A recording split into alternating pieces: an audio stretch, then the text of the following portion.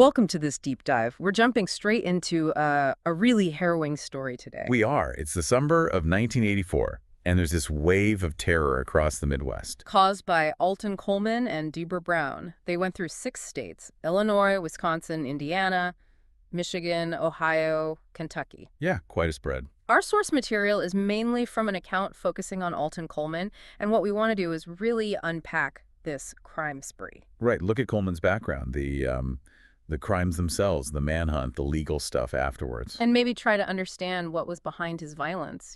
And this idea of a killer's mask is interesting here, not the typical long-term blending in. No, it was different, more like disarming people in the moment Mm-hmm. and using the constant movement across state lines as its own kind of cover. Exactly, a transient mask almost. So Alton Coleman and Debra Brown, their names became linked with just, well, sheer terror: robbery, rape, kidnapping, murder.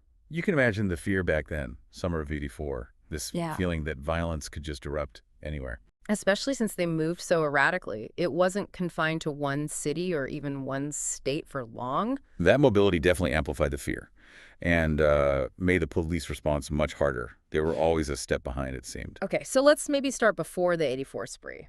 Alton Coleman himself. Right, his background. He was born in Waukegan, Illinois, back in 1955. And from what we know, his early life involved a lot of instability, poverty. Hmm. And it's important, like you said, that's context. It doesn't excuse anything. Absolutely not. Because the crucial thing is he already had a significant criminal history way before 1984. Oh, yeah, a long one. Rape, assault accusations, convictions, Right. going back years. Even as a teen. And here's something really telling. He kept escaping custody. Right, that pattern of escape. Mm-hmm. It shows this complete disregard for authority, doesn't it? It really does. And Yeah. maybe a belief he could just operate outside the rules. It certainly made him harder to track later. That pattern wasn't just about running. It suggests something deeper about his mindset. This wasn't some sudden snap in '84. No, it was an escalation, a horrifying one, but building on what was already there. And his personality comes up, too. People described him as, well, charismatic sometimes. Manipulative, persuasive. You can see how that might work on victims. Or on Debra Brown. Keeping her involved, perhaps. There's also mention he tried to use claims of racial injustice sometimes. Yeah, sort of deflecting or trying to gain sympathy, which adds another layer of manipulation. It's cynical. So, bottom line, 1984 wasn't the start. It was a surge, a terrible peak in an existing pattern of violence. A pattern that somehow wasn't stopped earlier, which is, another question entirely. Okay, let's get into the timeline of the '84 spree itself. It seems to kick off late May '84, lasts about 2 intense months. And one of the first and just most brutal acts was the murder of 9-year-old Vernita Scripture Startsley. Horrifying. Abducted from Waukegan, Illinois, but found in Kenosha, Wisconsin. Right away, they're crossing state lines. That sets such a terrifying tone. Violence against a child. It signals, well, no boundaries at all. And he's traveling with Debra Brown, who was 21 at the time. Their movements become really unpredictable after that. Totally erratic. Illinois, Wisconsin, Indiana, Michigan, Ohio, Kentucky. Not like a straight path. Which, back then especially, made it a nightmare for law enforcement to coordinate different states, different agencies. Trying to connect the dots while Coleman and Brown were constantly moving. Exactly, and the attacks continue. Gary, Indiana, 7-year-old Tamika Turks, abducted, assaulted, murdered. Just another child. It's gut-wrenching. Then they move through Michigan, into Ohio, Toledo. Tawny Story and her husband attacked. Tawny was murdered. Then Cincinnati, Marlene Walters killed there. Dayton, a teenager, Donna Williams. The pattern becomes clearer, doesn't it? Gaining entry to homes, sometimes force, maybe deception. Robbery, brutal assault, and then murder. Violating people's homes, the safest places. And sometimes they'd even stay in the victims' homes for a bit or steal their cars. Adds another layer of violation. The information suggests Coleman was the leader, the dominant one. But Debra Brown was actively participating. That becomes a huge legal issue later, her role. Yeah, there were reports he was controlling and violent towards her even. Mm-hmm. But her presence and involvement, Hmm. it raises those really tough questions about coercion versus responsibility. And this links back to that mask idea. His wasn't about pretending to be a good neighbor for years. No, it was the mask of transience. Constant movement, they were like ghosts almost. Appearing, causing devastation, then vanishing into the next state before anyone could really get a fix on them. It's a different kind of deception, using elusiveness itself as a shield. So the manhunt intensifies. Local police, state police, FBI, everyone's involved. But it's tough. They're using stolen cars. Coleman's already shown he can escape. Must have been incredibly frustrating. Near misses. Reported sightings that didn't pan out. The pressure must have been enormous, with the body count rising. Finally, though, July 20th, 1984. Evanston, Illinois. It ends there. How were they caught? A resident recognized them after they ditched another stolen car. There was a foot chase. And they got him. Both Coleman and Brown apprehended. Yeah. The spree was over. At least 8 known deaths in just 2 months. Such relief, you'd imagine. But then starts the next chapter, the legal process. And that was super complex because the crimes crossed so many state lines. Right. You can't just have one trial.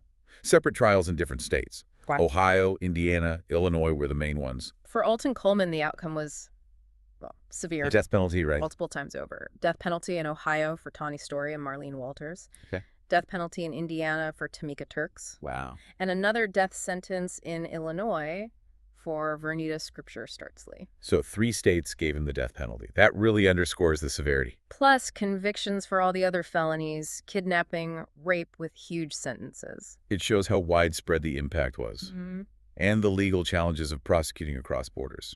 Debra Brown's case was also really complicated. Yeah, she initially got death sentences too, didn't she? In Ohio and Indiana. She did, alongside Coleman. But then there was a lot of debate about her culpability. The coercion issue. How much control did Coleman have over her? Exactly. Was she entirely acting under duress, or was she a willing participant? It's a tough legal area. So what happened with her sentences? Ultimately, the death sentences were commuted. She's serving life sentences now. But the courts still found her legally responsible for her actions. So they acknowledged the potential influence, but didn't fully excuse her involvement. Right. Meanwhile, Coleman's on death row, but there are years of appeals. Standard process, but frustrating for victims' families, I'm sure. It took until April 26, 2002. He was executed by lethal injection in Ohio. He was 46. And apparently showed very little remorse even at the end. That's what the sources suggest, just chilling. That lack of remorse, it fits with what we were saying about his personality, his likely psychological makeup. So let's talk about that motivation, the behind-the-mask idea. Yeah, it wasn't long-term deception. It was more about manipulating in the moment. Using that charisma, maybe, to gain access, disarm someone briefly. Likely. And controlling Debra Brown fits that pattern of manipulation, too.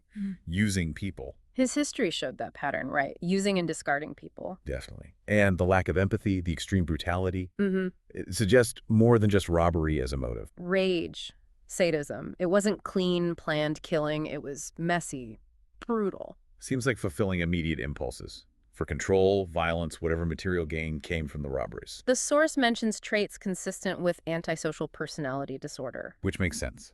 Disregard for rules, impulsivity, aggression, manipulation, lack of empathy.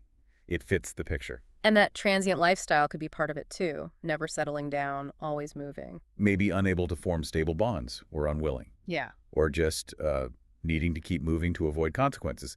His mask was fluidity itself. His execution in 2002, well, it was an endpoint. Closure for some, maybe. But the pain for the families of the victims, that doesn't just end. No, of course not. And the case did highlight some systemic issues. Like the need for better interstate cooperation, right? Tracking fugitives across state lines. Absolutely. Lessons were learned there, hopefully improving how agencies share information now. Because someone moving like that so quickly across borders needs a coordinated response. And finally, perhaps most importantly, we have to remember the names, the people whose lives were taken. Yes. It's crucial their stories aren't lost. Vernita Scripture Startsley, just 9. Tamika Turks, 7 years old. Tawny Story. Marlene Walters. Donna Williams, a teenager. And others mentioned potentially linked later, like Eugene Scott, Virginia Temple, and her daughter Rochelle, plus those assaulted and terrorized who survived. Their lives, their family's grief. That's the real core of this tragedy, not just the killer's story. Absolutely. Remembering them is paramount. The human cost is just devastating. So, summing up, Coleman's reign of terror was this incredibly brutal, fast-moving storm, very different from killers who build a facade over years. His mask was that constant motion, that short-term manipulation. And the dynamic with Debra Brown adds, well, just another layer of tragedy. It's a stark reminder of how violence can spread so quickly and why remembering the victims is so vital. Which leaves us with a final thought, really, for you listening. When you compare this kind of immediate transient brutality like Coleman's to the more calculated long-term deception we see in other cases. Hmm. What does it tell us about the different faces of criminal behavior? Something to mull over.